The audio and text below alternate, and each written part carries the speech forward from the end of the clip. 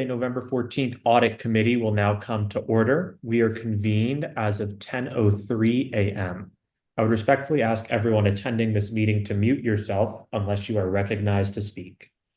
Thank you all for joining us this morning. Please note that the committee meetings of the RTD Board of Directors will be held remotely via Zoom and will be audio and video recorded. The meeting recordings, along with the unofficial minutes of the meeting, will be posted as soon as practicable on the board's website. At this morning's meeting, we are providing communication access real-time translation, also known as CART. Additionally, the CART transcript can be automatically translated into Spanish for anyone who would like access to a live transcript of this meeting in Spanish. Anyone who would like to access this service should send an email to the RTD board office at rtd.boardoffice@rtd-denver.com, and a link will be provided. Visit rtd-denver.com, and a live stream of this meeting is also available via RTD's YouTube page. Directors and members of staff, for the sake of the record, if you would like to be acknowledged during today's proceedings, I would ask you to please raise your virtual hand and wait for me to call on you before proceeding to speak. Directors and staff participating by phone can also raise their virtual hands to indicate that they would like to speak by pressing *9. To toggle your mute setting on the phone, press *6. I would now like to call the roll for committee members. Director Catlin. Here. Director Davidson will be joining us later. Committee member Brendel. Here. Committee member Ullenberger. Here. For the record, I also see that we have Director Busick present, who will be joining this committee subject to board approval in the new year. I would like to open public comment to anyone who would like to address the committee regarding any topic listed in the published meeting agenda for the current and immediately preceding agenda from July. If you wish to speak and have not already done so, please either raise your virtual hand or press *9 on your phone. During this time, the committee will not offer any direct comments or responses. However, if you would like to be contacted regarding your public comment, please email the RTD board office at rtd.boardoffice@rtd-denver.com. Do we have any hands? Yes, Committee Chair Deschel, there is one hand raised, and that is from a Mr. Richard Bamber. Hey, good morning, committee. Admittedly a rare appearance for me in this forum, but I want to use my comment to thank Director Deschel for his chairmanship and his help and his service over the last 4 years. Director Deschel was one of the first directors to engage with Greater Denver Transit soon after we sort of set up, and he gave us some very realistic and somewhat sobering assessment of where the agency was, particularly financial. So we will miss Director Deschel's contributions, and wherever life takes you next, good luck. Thank you so much. Thank you, Mr. Bamber. Appreciate it. Are there any other raised hands? Director Deschel, at this time, I do not see any further hands raised. And in anticipation of your next question, you all did not receive any emailed items submitted as public comment for this meeting as well. Great, thank you. With no other participants in the queue, we will close public comment period at this time. There is one recommended action on the agenda for the appointment of Director Busick to the Independent Audit Committee. For the Independent Audit Committee to recommend to the Executive Committee the appointment of Director Vince Busick to the committee. Is there a motion? So moved. I hear Director Catlin as the move-in. Is there a second? Second. Great, Mr. Ellenberger is the second. I'd like to ask Jack Kroll, Executive Manager, Board Office, and Doug McLeod, Chief Financial Officer, to present this item. Yes, thank you, Committee Chair Deschel. This is Jack Kroll, Executive Manager of the Board Office. I just real quickly wanted to remind everybody of the process that was set forth by Chair Davidson to fill the upcoming vacancy that will be created when his term on the committee as well as his term on the board ends. This process was designed to mirror very much the process for the initial appointments to the Audit Committee. Prior to the Audit Committee's creation, there was a working group that included members of staff as well as outside financial experts that reviewed interested reviewed resumes and letters of interest from directors who had a desire to serve on this committee. And now with the creation of the committee, it was thought that it would be good again to return to the expertise of the outside professionals as well as the committee members to consider potential appointments to this committee. In both instances, when the committee was initially stood up in 2022 and going into 2023, as well as in this instance, the interest level from the board matched the number of available positions.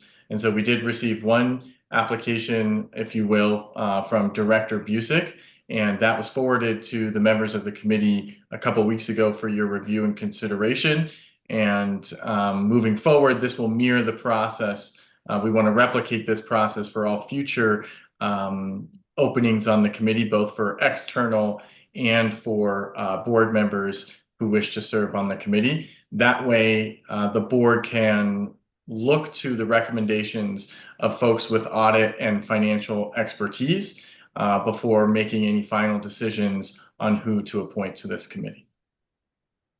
And with that, I don't know if Chief Financial Officer McLeod, if you had anything else to add on that. No, thank you. I think you covered it all. Thank you. Thank you. At this time, I'll ask those committee members who have questions or who wish to speak to raise your virtual hands, and I will call on you in turn. For committee members or staff calling into the meeting, if you wish to speak, please press *9. For any discussion on this action. Director Catlin. Thank you, Mr. Chair. I wanted to thank Director Busick for expressing interest in putting his name in for consideration. I think he's quite qualified, and I just really appreciate it. Thank you. All right. And I would concur with that. Any other, Director Busick? Yeah, I don't know if it's appropriate for me to speak at this point in time, but I want to thank you for considering me for this position. And I know back in 2022, when the committee charter was finalized, I know Deborah Johnson and I had a lot of discussion along with members of the then committee. I know Director Catlin, I think Director Deschelle as well, were very much involved in really reinventing this committee, because in the not too distant past, it was problematic, to say the least. So this committee has done incredible work since then, and I look forward to being a part of that moving forward. Thanks. Thank you. All right. Are there any no votes on this action? Okay, with 4 aye votes, 0 no votes, and 0 abstentions, that motion passes. Now we'll move on to the discussion items. There are 2 listed on the agenda, with the first for the internal audit update. I would like to ask Matt Marino, Chief Audit Executive, Ruben Brown, and Doug McLeod, Chief Financial Officer, to present this item.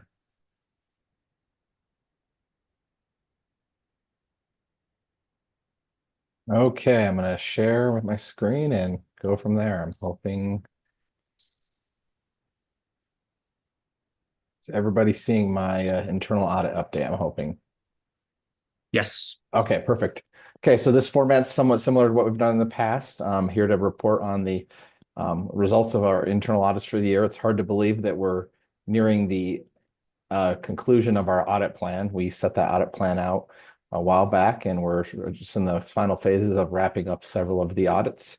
So I'll kind of give you an update on all of them. So current accomplishments, we're going to, a little bit later in this presentation, we're going to talk about the safety review as well as the Denver Transit Partners review.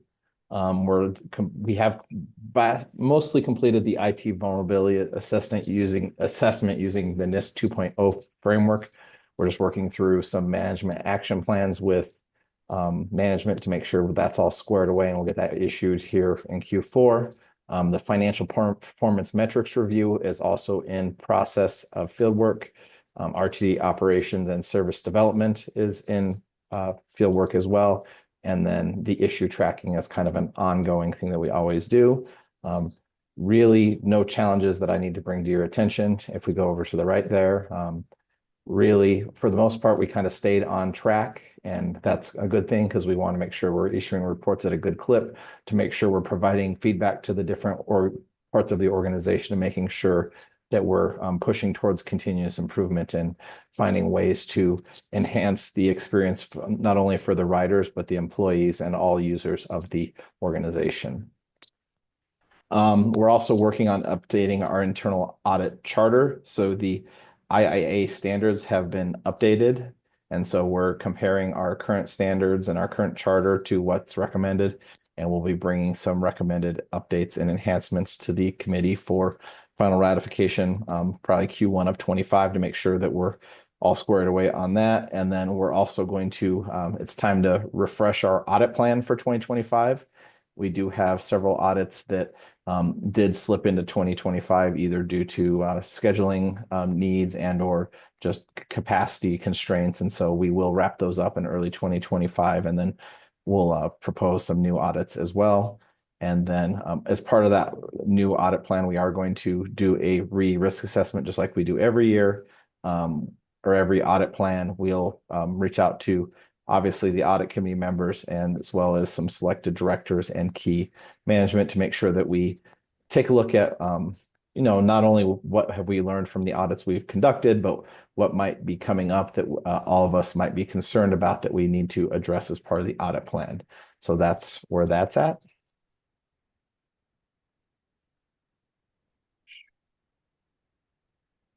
So if we look at the overall audit plan, the green has been complete, the blue is in process, and then the yellow is either in planning, and then the red/pink is kind of reoccurring stuff. So a lot of green on this dashboard at this point, which is always a good place to be at the end of near the end of the year.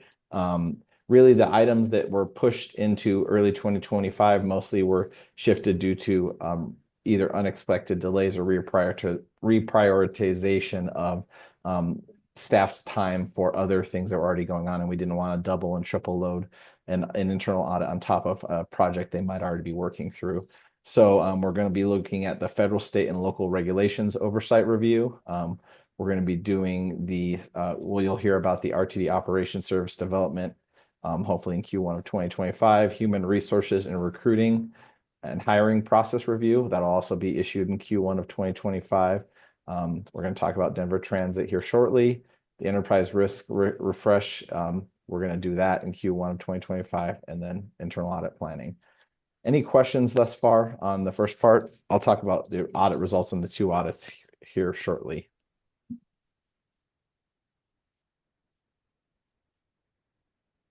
Not seeing any hands, so I will proceed. So before I get to the new audits, we always like to kind of refresh and look at the issue tracking. So we had several different management action plans that had times that had elapsed, and so it was time to follow up for them. So we had the contract and procurement observation 3. So that originally had a target date of October 1st of 2024, and that's now been pushed out to March 31st, 2025.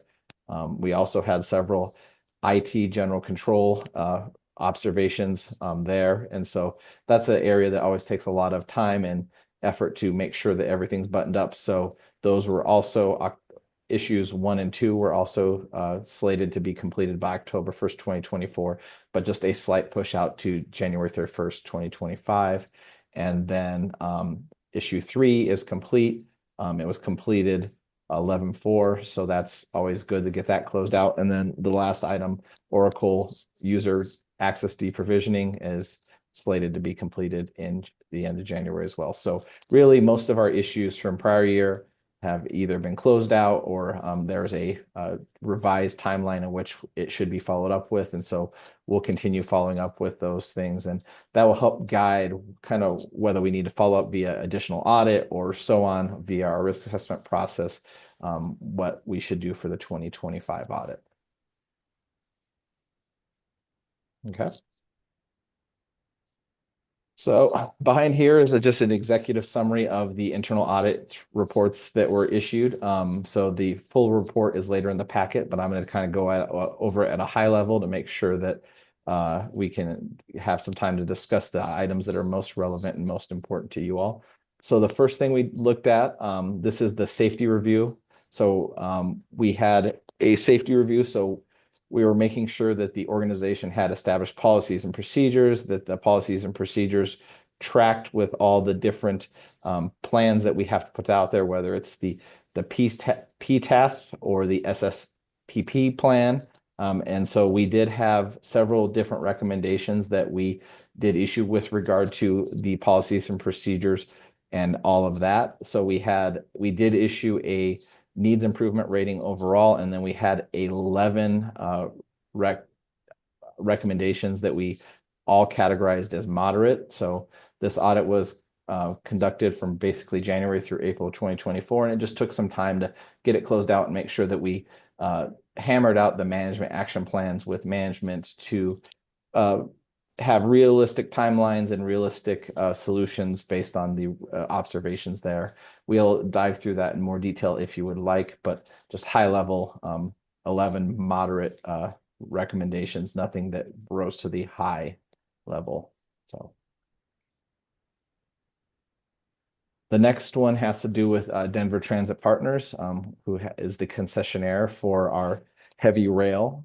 And so that was also on the audit plan. And so we conducted that. So we reviewed the concessionaire agreement with relation to operation. We did not scope in the design build elements of the project that was already kind of complete at this point and were really operational. So this review took a look at the different operational elements of the concessionaire agreement and made sure that we reported on anything that we thought of note. And so this one also received a needs improvement rating. So we noted 9 items that were rated as moderate and then 1 low process improvement. So this was just conducted basically Q3 of 2024, and we can go through any detailed things in that right after this.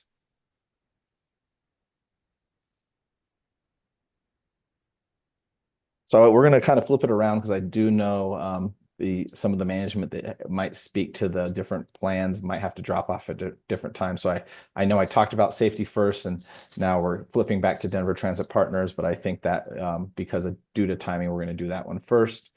So so the first one has to do with the safety requirements. So basically what we are saying is that we noted that there was different safety things that weren't happening with regard to the agreement. So the first one, require the concessionaire to establish a fire and safety committee, request the concessionaire to maintain evidence of the SSC meetings, and request the concessionaire update the hazard identification and analysis resolution process. So management has provided their action plan there. Yes, Member Olenberger. Thank you. Yeah, I was just wondering if before we get into these observations, if someone, either internal audit or someone from the RTD, could provide a kind of a high level overview of what the contract has. I think this is a contract audit of Denver Transit Partners. At a high level, what is it? I mean, I have it in my head that they operate the A line. I don't know if they're in charge of maintenance for the vehicles, if it's just safety, if they get the revenues.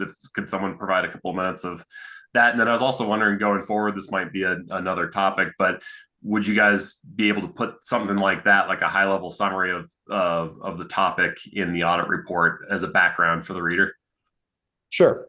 I think there's a very, very high level, but it's a 1,500 page document. So I will probably, I think I saw Mike on there. I'll maybe ask Mike if he wanted to start off, and then I can fill in as well. If I may, Matt, I Yes. think it'd be advisable to have Mike Millage give a high level overview and explain basically about the various lines in the construction and how it came to be. And if you can do that, Mike, I know you have time constraints, but do that succinctly where everybody can garner an understanding that it's actually more than the A line and how we do the lease back with the vehicles and things of the like. Thank you. Yeah, thank you, General Manager Johnson, Director Alsenberg. So the Denver Transit Partners contract, which is the concession and lease agreement that we have with Denver Transit Partners, as part of that contract, they had actually hired different contractors, one that performs the design build, which isn't part of this audit, and also Denver Transit operators who operate and maintain the A line, the B line, and the G line, as well as DUS. When I talk about operation and maintenance, it not only is maintaining the system, but performing safety inspections themselves. It also, they also do maintenance on the rail vehicles, the rolling stock vehicles. There's 66 pairs, or excuse me, 33 married pairs on the system, which are rotated in and out between the A line, the B line, the G line, as well as the N line. So they maintain all the vehicles. The entire system is RTD's assets in which we lease out to them so that they can perform their services, their operation and maintenance services. They also dispatch in and out of DUS, as well as dispatch the A, B, and G line. That's kind of a high level. If there's something that you're kind of thinking a little bit more that you would like to know, I'm happy to answer any questions. If I may, just a point of clarification, Mike, you made reference about the maintenance in the cars being intermixed with the A, B, G, and N lines, but I do want to clarify that RTD directly operates the N line. Correct. Thank you. So just to clarify, also with the fare, so is that a contract, like a fixed fee contract that they get, or do they get the fares as a resulting from this? And it also sounds like the scope is basically the heavier commuter rail minus the G line, was it? It's all the lines A, B, and G line. The N line is actually operated by RTD itself. They don't get the fares. It is a fixed fee where it gets escalated each year based off of escalation costs that are associated with it. So as part of the contract, when we got into the contract in 2010, and the contract expires, I'm not sure if you're aware of this, contract actually expires in 2044. And so as part of the contract, we identified cost each year in $2010. So each year we go through this escalation process to develop what that cost would be for that year. So in $2010, we have to figure out, like this past year, we had to figure out what $2024 would be, and that would be part of their service payment. So the service payment, to get that service payment, they have to meet certain obligations and requirements. They have to hit certain on-time performance. They have to meet certain rolling stock availability. What I mean by rolling stock availability is if they have a canceled trip, that gets deducted from their service payment that month. And the on-time performance similar to that, where if they're past 5 minutes at a different time stop point, then they'll get deducted service payment for that as well. And are they in charge of station maintenance too along those lines? Are they basically in charge of everything along the line in accordance with their contract? Yeah, for A, B, and G, they are, as well as DUS. There are some station park and rides where they are not responsible for. As an example, Central Park being one of those. Central Park Park and Ride is actually maintained by RTD facilities. Okay, thank you. Mm-hmm. All right. Anything further from anyone?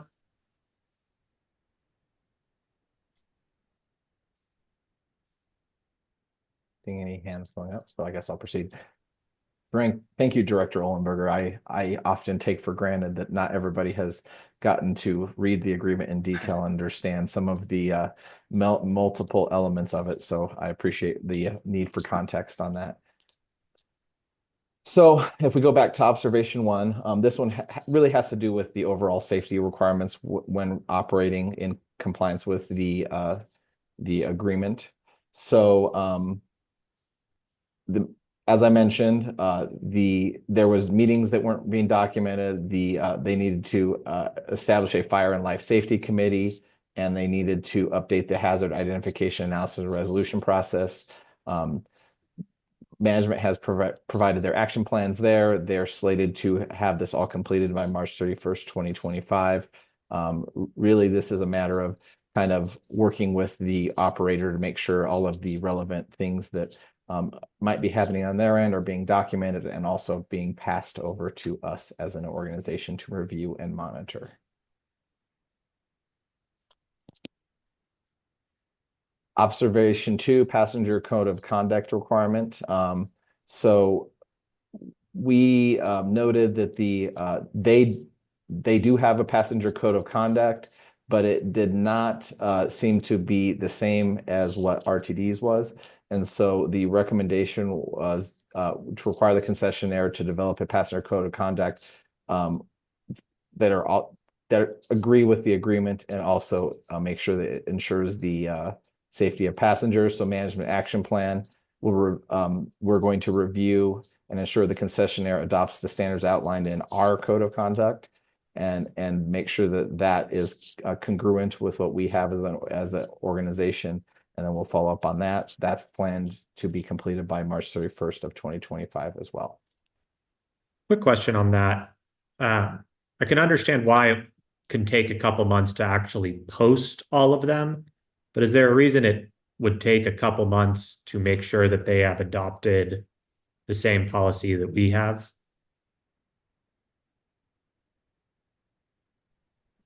I guess I'm the chair, so yeah, Ms. Johnson. Yeah, so I wanted to provide some context because quite naturally, there's a myriad of different factors. I know that Mike Millage is short-staffed and he has been leaning in doing a myriad of different activities as relates to elements pertaining to safety and things of the like. And there's a process by which there's committee. So I just wanted to manage the committee's expectation. While this is critically important to all of us, we are trying to do a multitude of things with less than adequate people power in some elements. So I just wanted to provide that context, but I will yield the floor to Mr. Millage to provide greater insight into the timeline that's been identified for the management response. Thank you. Yeah, thank you, Director Michelle.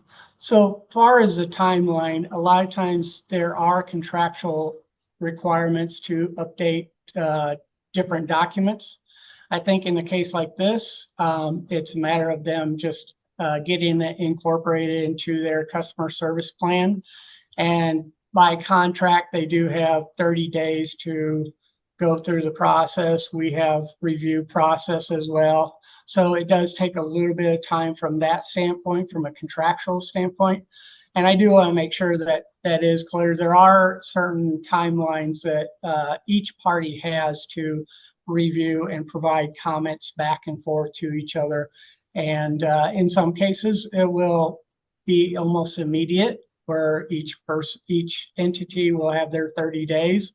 In some cases, it could be a back and forth. And so I think from this standpoint, this one, I think it's pretty straightforward and I think we can achieve that.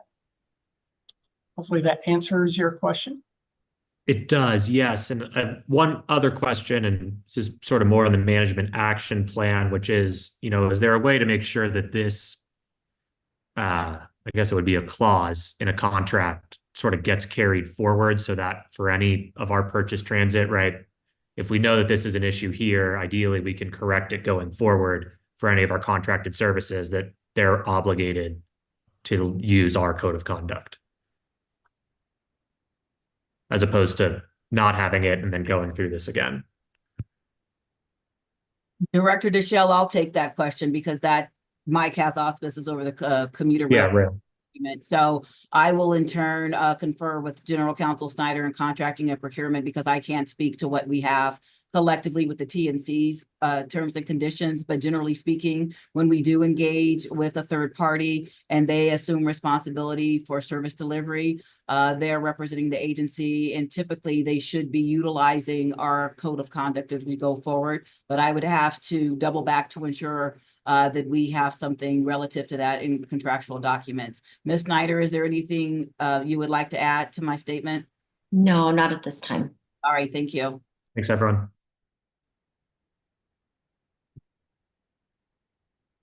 Observation 3 was has to do with the operation document requirement. So it was a moderate risk rating. So there's several different things. First, proof of review of the operating rules and procedures book by RTD, FRA, PUC, and other relevant authorities for a time was not available.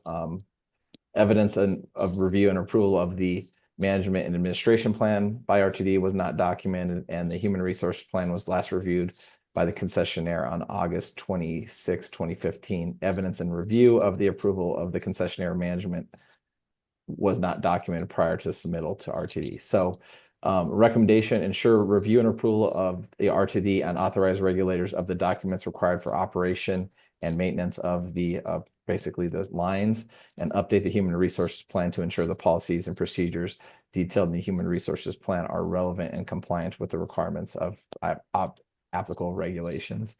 So management's going to work with the concessionaire and DTO to ensure the upcoming submittals are documented prior to them sending it over to us for review. That's going to occur by September 30, 2025.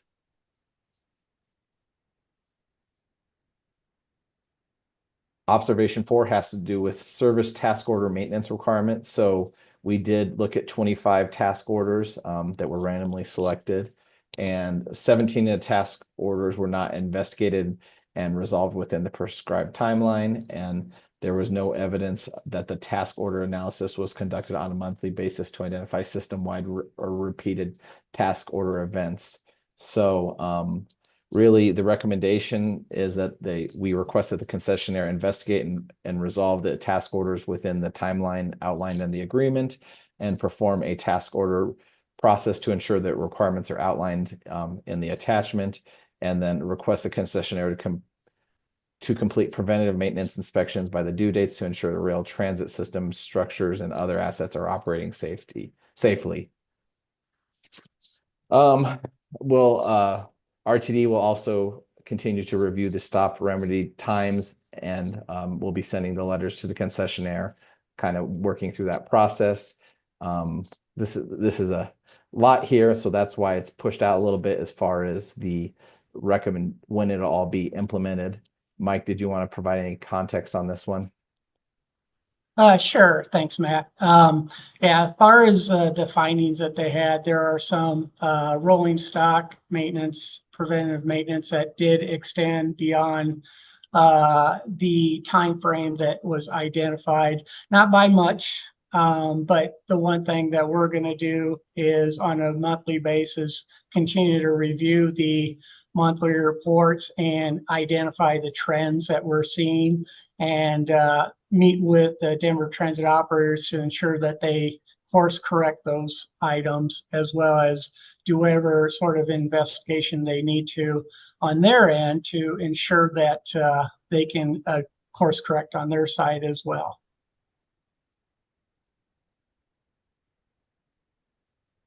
And to Matt's point, it's a big item, which is why it did get extended out. There's a number of PMs that are required each year.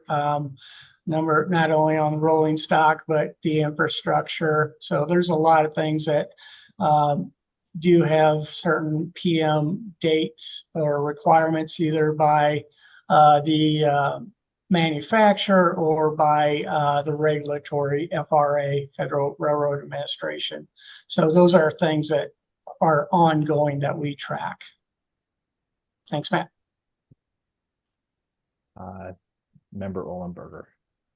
So I'm just wondering, how big of a deal is some of this stuff? Like if the FRA does an audit of this and sees that we are half a week past the PM due date on stuff, are we going to be subject to huge fines? Some of it, like when I look at the past due on the PMs and a week past due, I'm wondering, is that a annual PM and we're a week past due? In which case I would think to me, at least, that doesn't seem like a big deal. Technically, it's a contract violation, but if we're a week past due on an annual PM, that's one thing. If we're a week past due on a weekly PM, or something like that, that would seem more egregious to me. And then these other kind of the non-PM task orders that were there, I was also wondering how egregious those were in terms of like graffiti, for example. Someone reports it and they have, say, 48 hours to address it. Did they address it, very shortly thereafter? Or are these things that are going on for extended periods of time where an average rider would say this is completely unacceptable type of thing? Yeah, thank you for that question. So kind of going back to like some of the PMs on the rolling stock, if it does extend beyond that, that due date, the FRA does do audits. What they'll probably do if they see a trend, number of rolling stock that goes beyond the PMs, what they'll do is provide an inspection report, and then they'll probably identify it as a defect. And then they'll come back, and if they start continuing to see that defect or hasn't been corrected, then they could actually come back with the violation to DTO to make sure that that is corrected. Some of the other items, like the example of the graffiti, generally speaking, it's not a huge deal. They're pretty responsive on some of those, but maybe not hit the timeline that's set forth in the CA. The graffiti that is actually critical to us is any offensive graffiti. Those are ones that we will not tolerate and accept that they will allow to remain on site. Those are ones that we will immediately contact them and continue to contact them to get those clean, because those are just not acceptable. As an agency, we do not want to see that graffiti around. But there, you'll get some graffiti. It could be like small little text or etching. Their DTO is pretty responsive to get some of those. In some cases, it requires special cleaning, or sometimes you'll have etching in some of the glass, which takes a little extra effort. If it does take a little extra effort, there is a program out there. It's called Remedial Action Plan. So if they can't hit I want to say it's the fourth 12-hour period, so 48 hours, if they can't hit that, then what they'll do is they'll submit this remedial action plan to oversight to review and accept and approve, so that they plan out what their attack is or what they're planning on doing, like if they need to order a part or whatever be the case. So there are mechanisms within the CA that allow them to identify and develop a remedial action plan. And the audit takes that into consideration. So the exceptions noted here, they did not have an extension to that time frame. Correct. Thank you. Mm-hmm.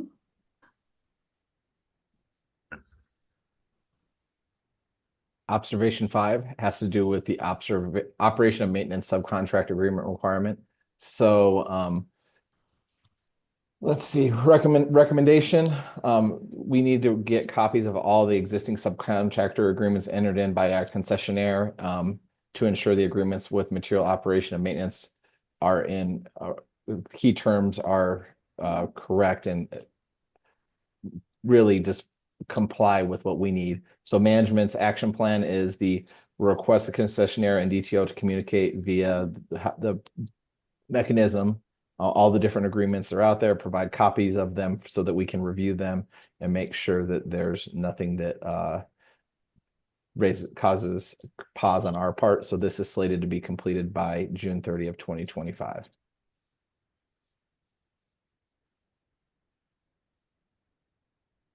Audit and records requirement. So this,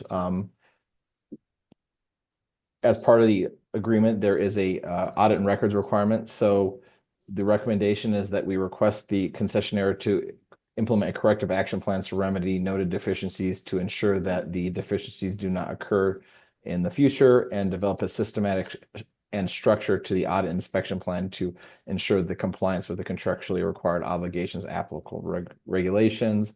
This is slated to be completed by June 30 of 2025 as well. Payment of rent requirement. This was a low risk rating, so we did note that the rent was not quite paid on time. It's not necessarily material, but technically is a contract provision that was not complied with. So that's why it's a low rating, target date of December 31st, 2024. Training requirement. This had a risk rating of moderate. So really this has to do with the training of the people that are operating under the concessionaire. And so we did a sample and we looked at the different records with regard to 12 employees, and we noted 4 employees had not completed the required training course. Evidence of the training required attendance records for the employees was not provided. Evidence of instructor sign-off was not provided for 8 of the selected employees, and evidence of the completion of the refresher course was not provided for 5 of the 12 sampled. Recommendation: review and reprove the concessionaire's training and competency plan to ensure that the concessionaire's operating in compliance with that, and request the concessionaire to ensure employees complete the required training and provide, and also retain that evidential support with regard to the training attendance records. And this is really as outlined in the agreement. So management action, we're going to look at the concessionaire's records and make sure that we follow up on that. That's slated to be completed by September 30 of 2025.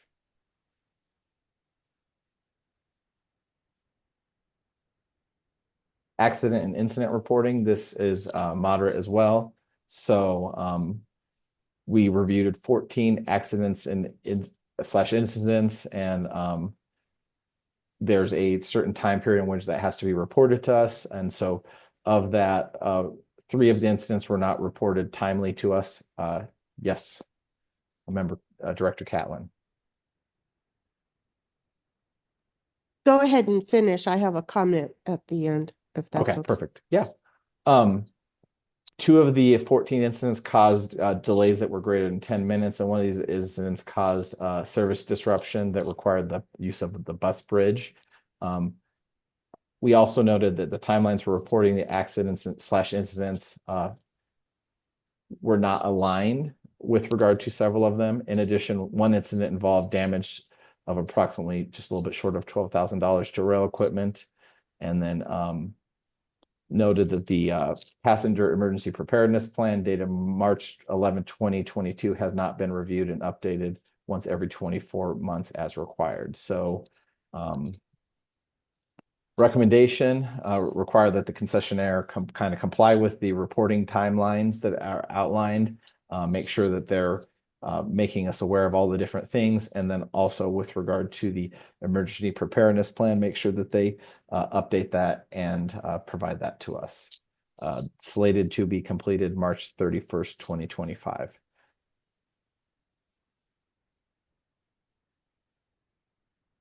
Director Catlin. Thank you. You know, the Transportation Legislative Review Committee has on their agenda a reporting for rail incidents. And I just, and maybe Ms. Johnson can help me with this, but we may be subject to some other state legislation that could alter this plan a little bit. And I didn't know if we were prepared on a proactive basis to deal with this. So, Mr. Chair, if I may. Please. Thank you. Director Catlin, what you're referencing relative to the General Assembly's Transportation Legislative Review Committee has to do with the State Safety Oversight Agency that's delineated from the Federal Transit Administration that has auspices over light rail transit. It doesn't negate what you're saying, because this is commuter rail is overseen by the Federal Railroad Administration. But I just wanted to qualify that. But yes, quite naturally, as we look at the regulatory entities to whom we have to ensure adherence with basic code of federal regulations and the like, we do go back and do reviews of those. Hence, when we talk about the next audit relative to safety, there are certain elements under the Public Transportation Safety Agency plan and the safety management systems and things of the like, where we make modifications because we review those rules and ensure that we're working with whatever appropriate entity if it's purchased transportation. For instance, with FRA, we would have to submit something to FRA because we are the railroad of record, but do that in conjunction with the concessionaire, which would be the Denver Transit Partners. Did that address your question? If I might, and I appreciate that nuance, and I get that. Okay. My concern is that not all of our legislators get that. Got it. And there might be some imposition that had not been planned, because I don't think they see the color of those different regulatory agencies. They just see their role as legislators and wanting answers to, some of the safety things. So I'm just giving you a heads up that we may have to do some proactive, maybe education, I don't know, or whatever on this particular topic. Thank you. I appreciate Thank that. you for my opining about that, but No, it's a good point. And I thank you for broaching it, and I'll leave it there and we can talk. The other thing I wanted to point out, and we're already on observation 9, and the cause, and you alluded to this earlier, Ms. Johnson, is lack of adequate RTD oversight staffing to monitor this agreement. And I noticed that Mr. Millage has quite a lot on his plate this next year to correct that, but I just don't know where we are with regard to providing him the resources and staffing that he needs. So that is in play. Mr. Jensen isn't here with us today because he's on some much deserved PTO, but there is a critical position that is currently being recruited for, which is a Deputy Assistant General Manager of Rail Operations that would have reporting responsibilities, or I should say oversight. So that is in play. I can't speak specifically to where they are in the process, but I do know that applications have been received, and to the point that Charlene Pelleggi, our Chief People Officer, broached last night in reference to our recruitment efforts. Things are moving and underway, so we should be in a different place since in first quarter. And that's the reason why I was alluding to Director Deschelle relative to the timelines for these being in the end of the first quarter of 2025, because that would put us in a better position whereby the team could manage these critical elements. Thank you. I just noticed Mr. Millage's name on all of these and was concerned that he was trying to juggle a lot. So that was all. Thank you.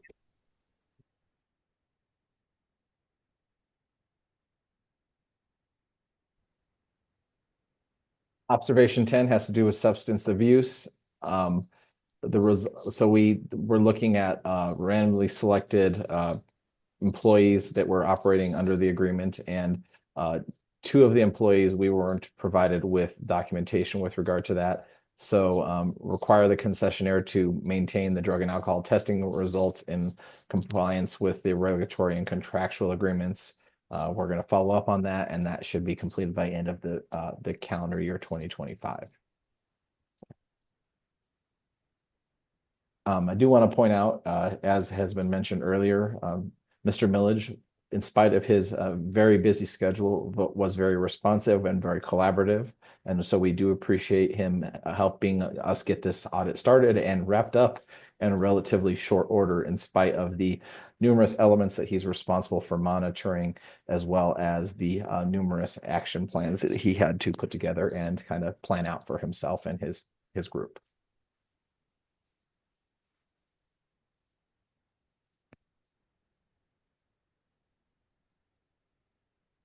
We'll go back. Yes. Director Deschelle, I'll turn it back to you. Yeah, I have Mr. Brendel first on my screen, but leave it to the two of you. Go for it. Thank you. Just a question on the action plans. Most of them are to, by necessity, I think, to request the concessionaire to comply. And I just wondered what the plan was to follow up to make sure that they were in compliance, and whether there were any provisions for recourse under the contract if for non-compliance. Thank you. Director Deschel, I can kind of respond to that if you'd like. Yeah, please. So part of the contract, the concession lease agreement, we do have the ability to perform inspection and audits. As part of the inspection audits, some of these will kind of be funneled through that. And at the conclusion of the audits, we can develop what's called corrective action reports, which requires them to be compliant with those corrective actions. So if it's a regulatory thing, they have to comply with it. If it's a concession agreement requirement, they have to be compliant with it. They have to provide a remedial action plan associated with it, how they're going to get compliant with that, either the CA or the regulatory requirement. So those are some of our mechanisms to ensure that they are compliant.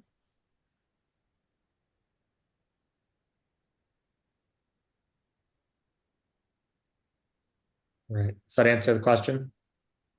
Yes, thank you. Mr. Ellenberger, you disappeared. You're back. I'm back. So I just wanted to go back to observation number 7 real quick. I feel like the risk that we have on that is perhaps incorrect. Technically it is. This is the payment of rent, $10. I mean, to me, that's not a risk to the RTD, is missing out on $10. So this might actually be a question for Melanie in terms of what's the real risk to this if they don't pay the $10 rent. And it sounds like they're leasing the rolling stock back from us as well. So it sounds like in terms of financial transactions, the $10 is really nothing. So I was kind of wondering why it's even in here, unless perhaps there's a different risk and maybe the report to reflect that risk. Like if they don't pay the $10, we don't have a legal agreement or something along those lines. Because to me, $10 is just not an issue. Yes, thank you, Mr. Chair, and thank you for the question. I would agree. I think the $10 is not going to rise to the level of a material amount in this situation. RTD, of course, is never going to waive its ability to collect that rent. I don't actually have the background on why this finding was included, so perhaps Mr. Marino could address that. But of course, we want to make sure that we are ensuring that we're protecting RTD's ability to recover and protect all of its rights under the contract. And I would want to go back and double check the provisions of that part of the contract to make sure there's nothing that would, I'm sure there was a reason, but I can't speak to that right now. I will get back to you. Thank you. It just seems like something that we would have just looked at in the contract and said, $10, we're not even going to bother with this one. What's the next provision and go from there. So unless there was something bigger behind it, that's just not coming out in this report. Thank you. I will report back to you.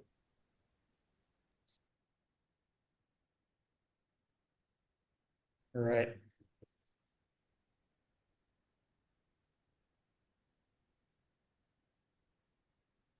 Okay, Director Deschel, am I good to proceed to the safety review? Yeah, please. And I will try and go a little faster because I'm going to try and keep us on time because I know we have one more agenda item after this, but I will not skip over it and make sure we provide it due care as well. So I already went over the high level results. So the first observation has to do with our policies and procedures. Kind of the short and quick of this is we have a ton of policies and procedures. We have a ton of entities that we need to provide and develop policies and procedures for. The one thing with regard to this is it's not necessarily clear what is the overarching policy that might reference some of those sub policies. And so really this one has to do with really developing a overarching safety policy and procedures manual that would encompass all of the different frameworks and all of the different requirements. Management action plan is very lengthy there. As you can see, different target dates with regard to the different elements of it, running all the way through 2025. So won't go through that in too much detail, but it is not a small lift because there is just a small list of multiple letter agencies that we have to comply with different rules and procedures for.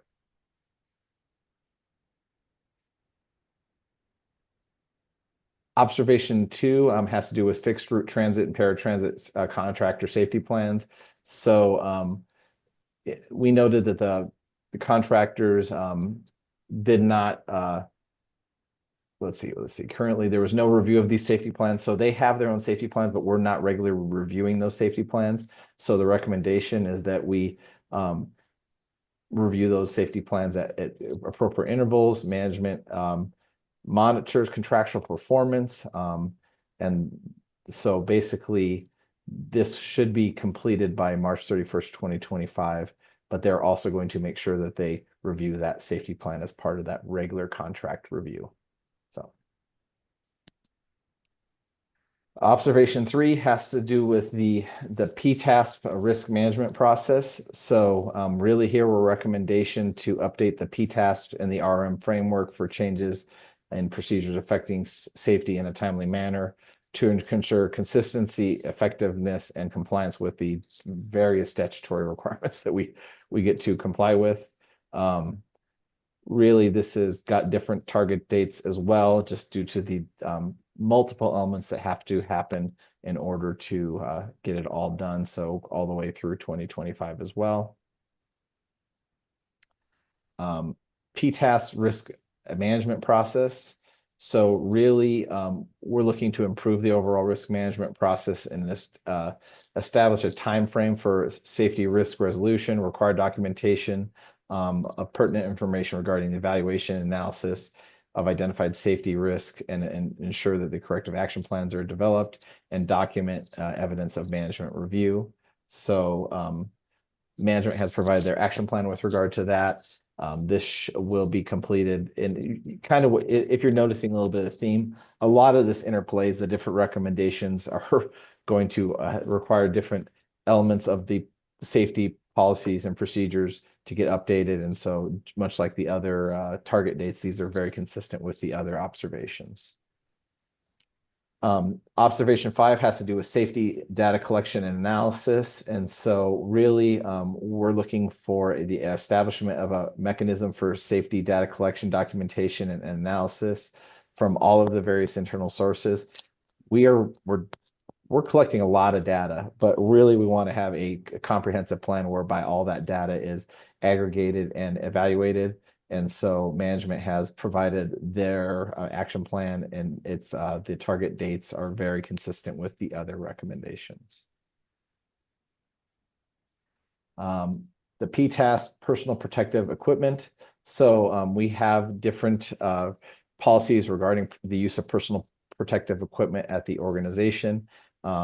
We are looking for we're recommending that a single PPE policy be developed, and all of those other policies be evaluated against that to make sure that we're number one, following the rules, but also 2, following best practice recommendations that would be consistent throughout the organization. So this would be slated to be completed by June 30, 2025, and management has provided their action plan there. SSPP process and procedures. So the recommendation, we're looking for the processes and procedures should be aligned with the FRA regulation requirements for accident and incident reporting and investigation and risk management. We need to update the SSPP in a timely manner and to ensure that the hazards that impact our commuter rail is processed consistently and efficiently to eliminate the safety risks with regard to that element. This can be completed by the end of this calendar year.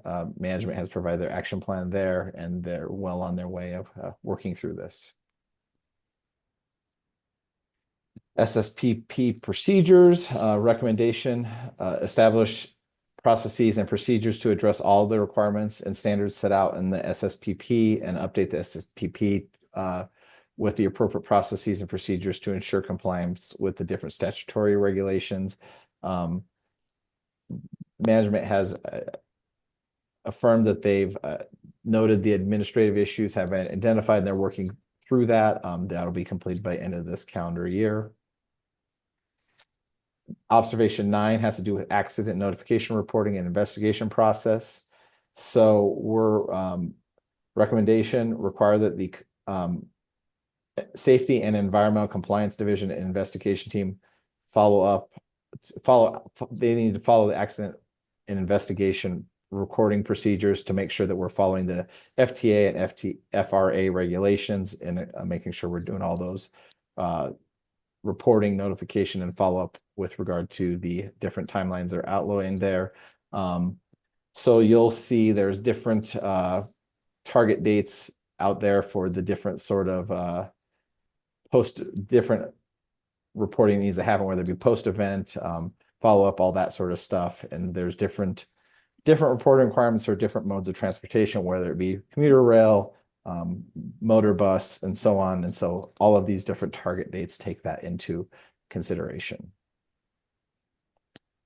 Observation 10 has to do with facility structures and equipment inspections. So we're recommending that the inspections and testing of facilities and equipment by the various people occur, and that the documentation be maintained for those inspections occurring. So management team affirmed that they agree with the recommendation, and that will be completed by December 31st, 2024 as well. And then observation 11 has to do with corrective action plan process. So we as an organization are responsible for developing corrective action plans for recommendations we get from other regulators or other follow-up.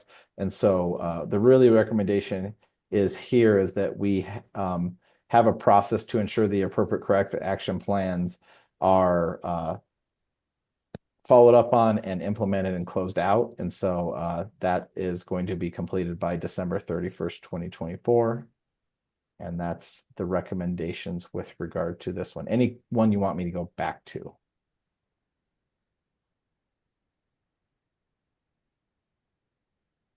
And members of management, is there anything that you that with regard to this? I also want to thank this team. They had many different things to look through, and I really appreciate them working through this audit with us. It took a lot of work back and forth to make sure that we covered all of the different elements and making sure that we're coming up with timetables that are realistic based on staff constraints as well as the complexity of the rules that we have to follow.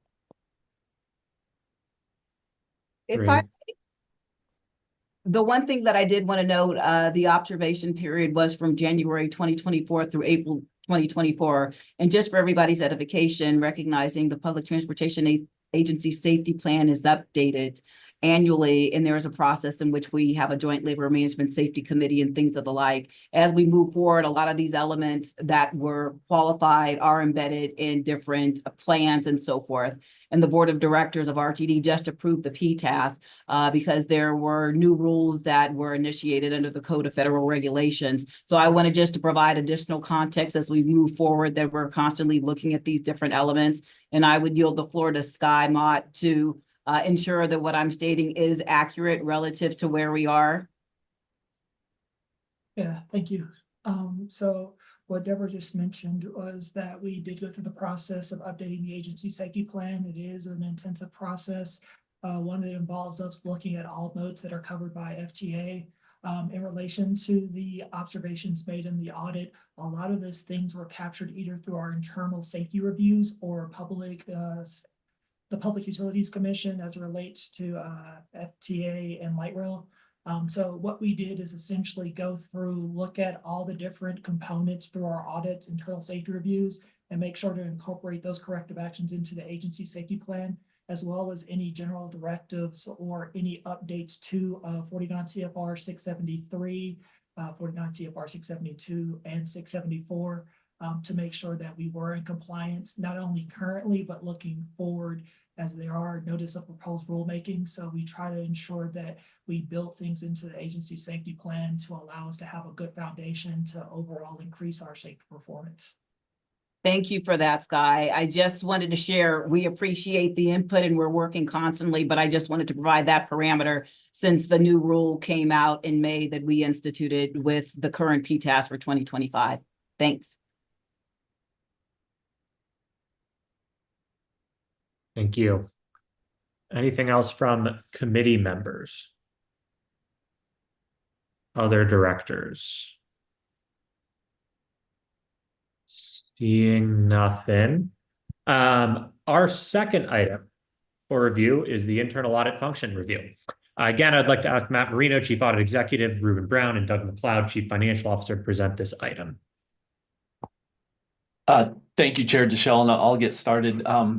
Since this is the last audit committee meeting of the year, I wanted to just say thank you to all the committee members for their service. It's very much appreciated. This is really the first full year, I believe, that we've had a well-functioning audit committee as intended, as well as an internal audit function. So I want to thank Ruben Brown as well for their great work. Just looking back, we started with Ruben Brown in July of 2022. Really didn't get the internal audit function up and running because of all the administrative issues in terms of developing an internal audit charter, an audit committee charter, informing the board and getting everything done in terms of the risk assessment. That really didn't start in earnest until I believe it was mid-2023. So we've now got a little over a year, really making good progress, have completed some very good audits. I think been very valuable to the agency. Matt and his team, Mr. Marino and his team have done a really good job being partners with RTD as intended from the internal audit function to try to find areas for improvement.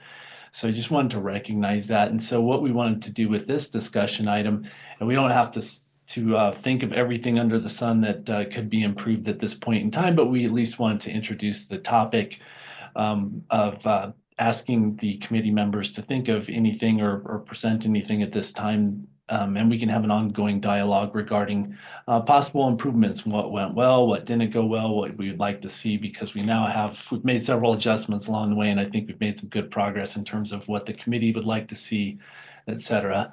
Mr. Marino, is there anything else you would like to add on this subject matter? That was a great summation. Just to kick off kind of the ways that I think we can improve. We've learned throughout this process that I knew going in that RTD was a dynamic organization and there was many parties that have to be a part of it to keep it running. But one thing that we've learned is we need to make sure double and triple check when we're working through audit process that we have all vested parties at the table at different times throughout the audit process to make sure there's no surprises or people being left out as part of the audit process as far as they might have relevant information or relevant input. So that's one thing we've modified our kickoff plan invite list a little bit. And then also I really appreciate member Olenberger's plea for additional context in some of the audits for some of the elements of RTD operations that may not be clearly delineated from the audit report, such as the DTP contract and what is the scope of how that impacts how things are done. So we'll take that into consideration as we develop the future internal audit to make sure that we provide sufficient context in those reports.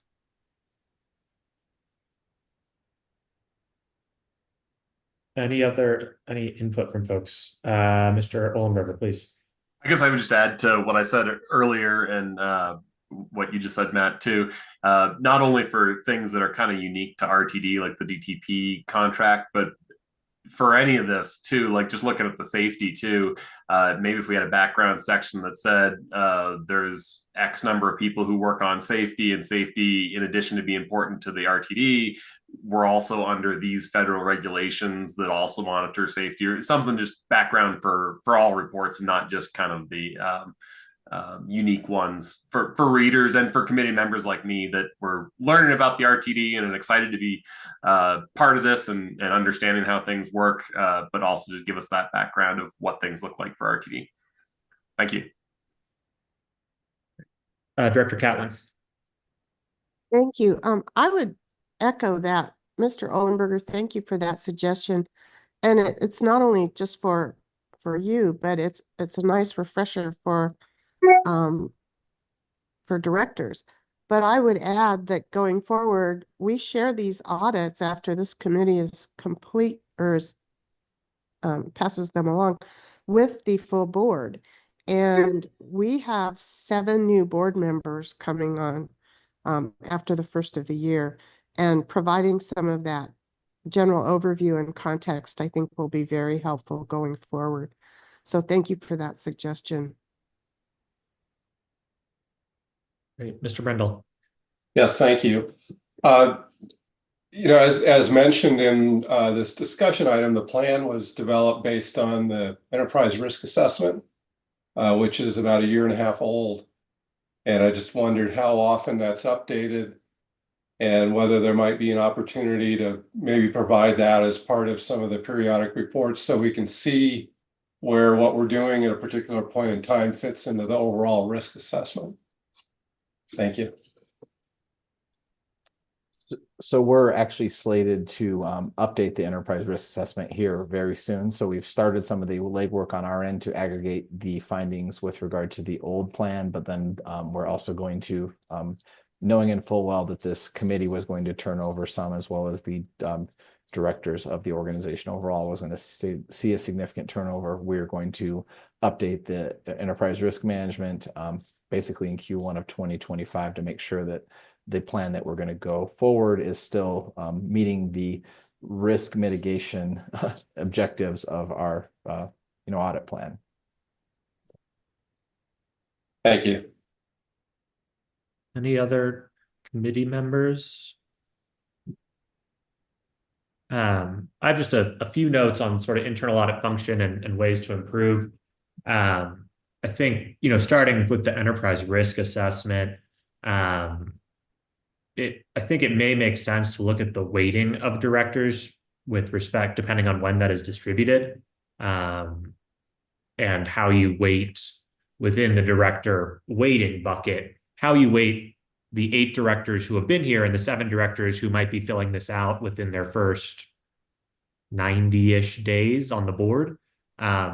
This is not to discount the new directors or their future capabilities, but more so to say, if we're going to be building a whole audit plan and just under half of the people have 90 days or fewer to fill this out based on 90 days worth of understanding, I don't know that those should carry the same weight as someone who has been on the board for 2 to 6 plus, 7 plus years. And thank you for your service. And secondly, I wanted to raise, I think there's a real opportunity here with internal audit function. We saw a number of meetings have to get canceled or pushed just due to a lot going on, right? And we have triennial reviews and biennial reviews and internal audit and external audit. And I think to have a chief audit executive and a team who can sort of put together comprehensively for our board and for the public a dashboard of sorts. I'll leave that to Mr. Summers and those who are much brighter than I for how to make that look nice, right? But ideally, right, internal audit shouldn't be doing a review of the same exact thing in year 1 of a federal review, right? We should be reviewing that in year 2 or year 3 to see if we're complying with the plan or what we put forward. And so, I know this is probably harder than it sounds, but it would be great, I think, as we look forward and to really develop that.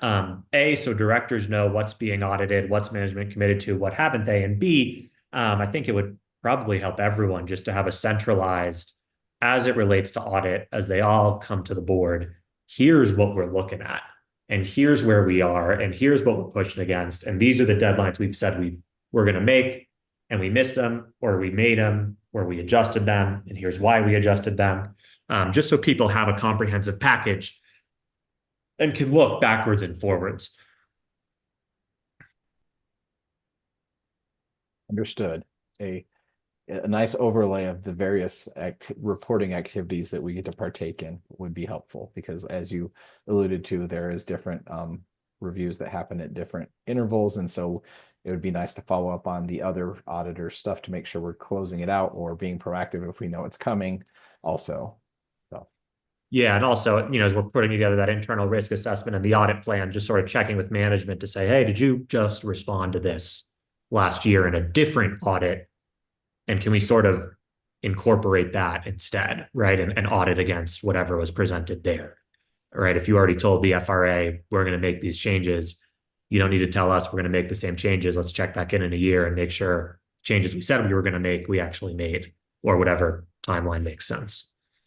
Yes, thank you. And we actually end up doing that sometimes in scoping. So the financial metrics audit that we will be reporting on, we did end up changing the scope a little bit because there was some things that were already noted by other agencies that no reason to monitor that other than maybe report on whether it was rectified.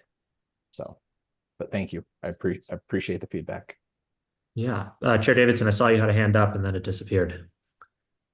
Yeah, thanks, Committee Chair. I took my hand down because I just was going to wholeheartedly second what you had to say and emphasize that I think that would be one of the things that would be very helpful going forward is consolidation of those efforts. And as you also alluded to, and I maybe just will take the moment to emphasize the centralization of some of that information.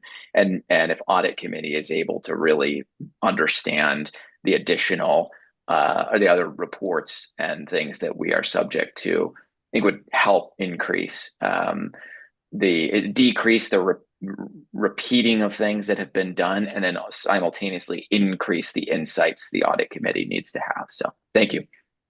Yeah, thank you. And I think it can also probably help inform some of the committee work plans for the whole board, right? If the whole board is aware that these things are happening, it can all sort of start to stack and layer and play together.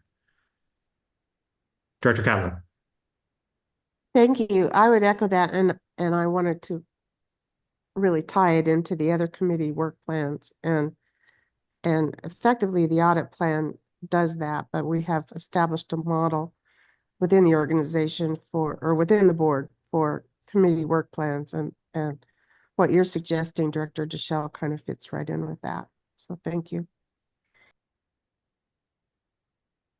Great. Any other feedback on the internal audit process?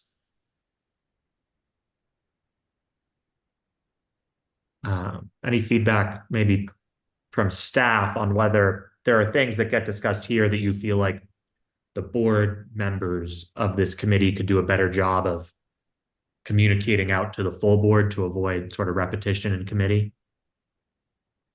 Or will that dashboard sort of help solve that problem? Ms. Johnson? Yes, thank you very much, Committee Chair Deschel, and thank you to all the audit committee members in reference to the comments and feedback provided. I know I've had some opportunity to talk with members of the RTD board relative to where we are with the audit function. And I want to commend all of you for leaning in, recognizing that we were at a different place a couple of years ago. And with anything, as we know from audit, there's always room for improvement, and we're here for it on the management side. I think it would be quite advantageous as we move forward, as we talked about the organizational risk assessment, being able to delineate between what is done by the other regulators, so you all can make informed decisions as well. And as relates to a dashboard, Committee Chair Deschel, as you were sharing, or you were requesting information relative to how that's disseminated, I was under the assumption that all board members got all committee meeting packets as we move forward, just as they do with other committees. And if there's anything that we can do greater, and I saw that Mr. Kroll came on, so he could either confirm or correct me, which is okay, confirmed, right? And as we go forward in providing more information, perhaps what we can do as staff leaning in is create that nexus relative to where we are with the Federal Transit Administration, triennial review and the topics of review, so that better equips this entity to lean in to ensure that we're doing what we committed to do. So that's what I had to offer up. I don't know if there's any of my other colleagues here on staff side that would like to impart any feedback, but thank you for the opportunity to do so. I believe most of my comments have been captured by those that have already spoken on the audit committee. Thank you. Oops, wrong thing, sorry. Anyone else? All right. Are there any other matters to discuss? Oh, pardon me, Director Deschelle, I had my hand up. Oh, sorry. Ms. That's Snyder, okay. please go ahead. So it's just one thing that we did discuss at our leadership team meeting yesterday was the opportunity for our leaders to kind of give some feedback back to Mr. Marino's team, just given that we've had a whole year of these audits. And I think that there are things that we can do to better coordinate. And as Matt was saying, make sure that everybody who needs to know in the agency and needs to be able to have the opportunity to weigh in does that in an organized way. And I know that the Reuben Brown team has been incredibly patient with the RTD team, as you know, we're very busy with things that are going on, but I think there's opportunities for us internally to make sure that we're all understanding and coordinating and making sure that we're getting the Reuben Brown team connected with the right people to answer the questions that they're asking. So I anticipate that GM CEO Johnson and our CFO Doug McLeod will be having more conversations with the leadership team so we can get that feedback back to the Reuben Brown team. Perfect.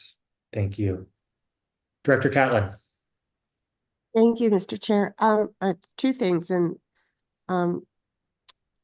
General Counsel Snyder kind of reminded me of one, and that is GM CEO Johnson commissioned an organizational assessment, and she's about to embark on something called organizational resiliency, but there will be, as I understand it, quite a few new leadership team members in the organization, and it will be probably important to get them up to speed on this internal audit function as well.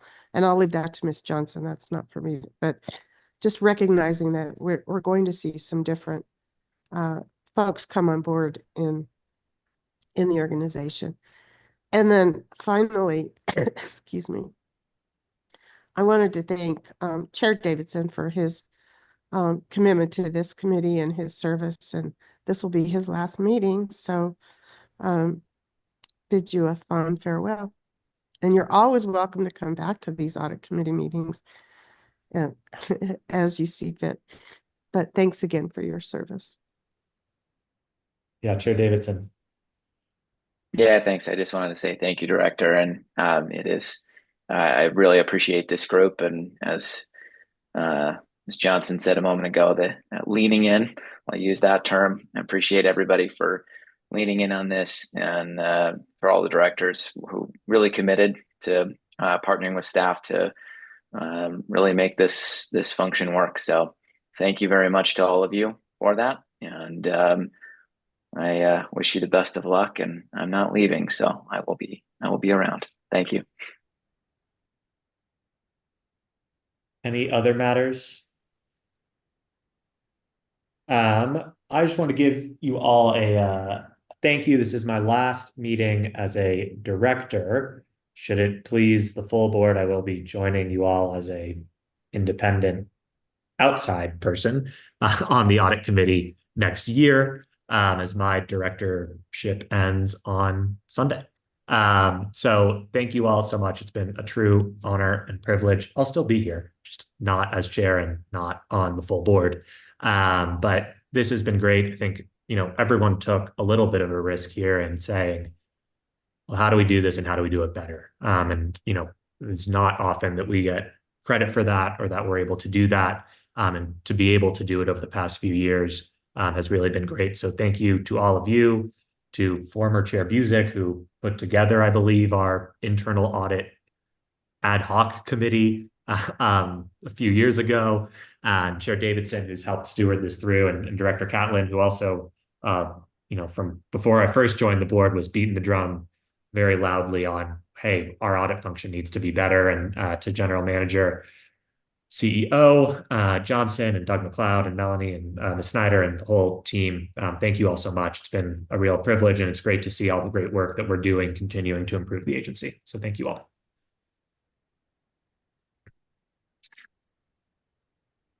And with that, the next audit committee meeting is scheduled for February 2025, where the committee will hold elections for chair and vice chair, as well as discuss its plan for the upcoming year.